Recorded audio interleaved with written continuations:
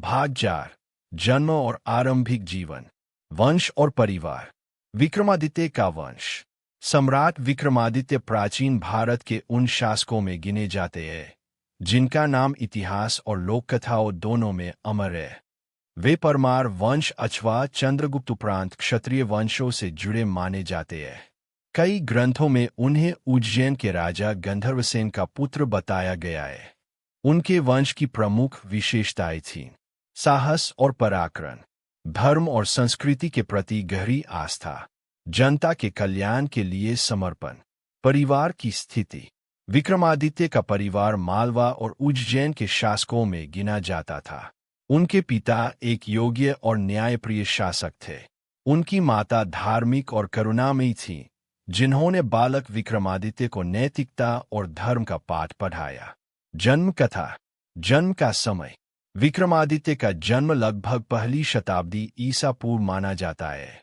उस समय भारत राजनीतिक अस्थिरता और विदेशी आक्रमणों से जूझ रहा था। उनका जन्म ही भारत के लिए आशा की किरण के रूप में। राजनीतिक परिदृश्य। जब विक्रमादित्य किशोरावस्था में पहुंचे, तब मालवा पर शकों और यवनों का दबाव बढ़ रहा था।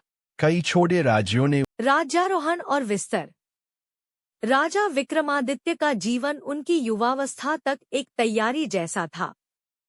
शिक्षा, दीक्षा, शौर्य और नीति के संस्कार उन्होंने प्राप्त कर लिए थे। लेकिन असली चुनौती तब आई जब उन्हें उज्जैन के राज सिंहासन पर बैठना पड़ा।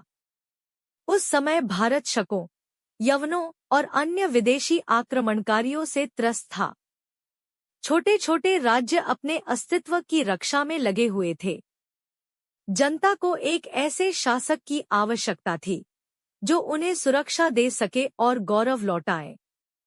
यही वह क्षण था जब विक्रमादित्य ने न केवल गद्दी संभाली, बल्कि भारत को एक नए युग की ओर अग्रसर किया। गद्दी पर आरोहण। पिता का निधन और संकट। विक्रमादित्य के पिता गंधर्वसेन या कुछ ग्रंथों में बताए गए अन्य शासक के निधन के बाद उज्जैन का राज सिंहासन खाली हो गया। चारों ओर संकट था। पश्चिम से शक और यवन लगातार आक्रमण कर रहे थे।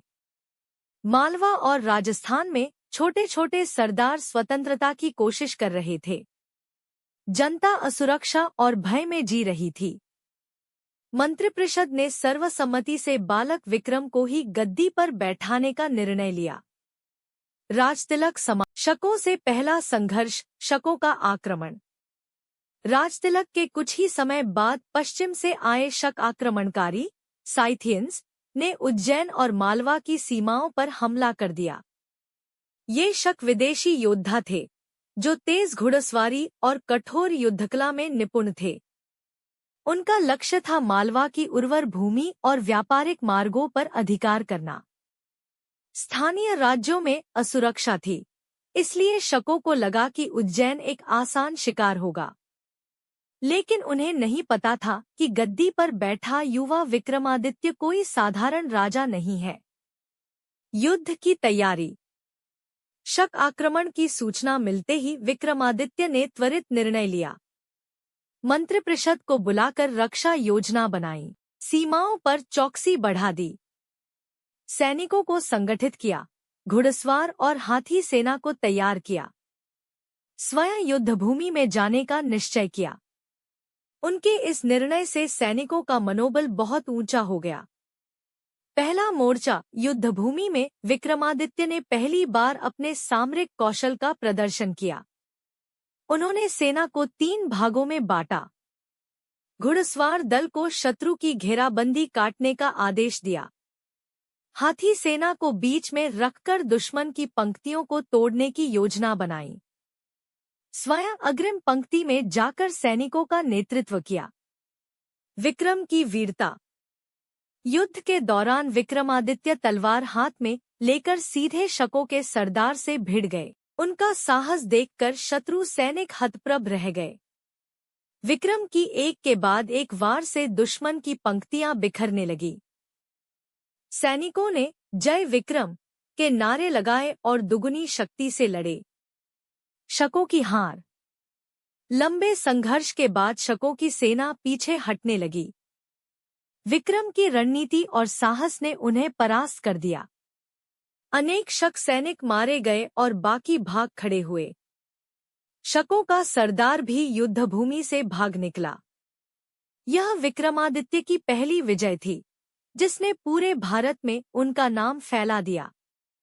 परिणाम: इस विजय से उज्जैन सुरक्षित हुआ। आसपास के छोटे राज्यों ने भी विक्रम की शक्ति को मान्यता दी। जनता का विश्वास और बढ़ा। शकों को यह संदेश मिल गया कि भारत अब असुरक्षित नहीं है। इस प्रथम संघर्ष ने विक्रमादित्य को न केवल एक सशक्त शासक के रूप में स्थापित किया, बल्कि आने वाले महान साम्राज्य विस्तार का मार्ग भी प्रशस्त किया।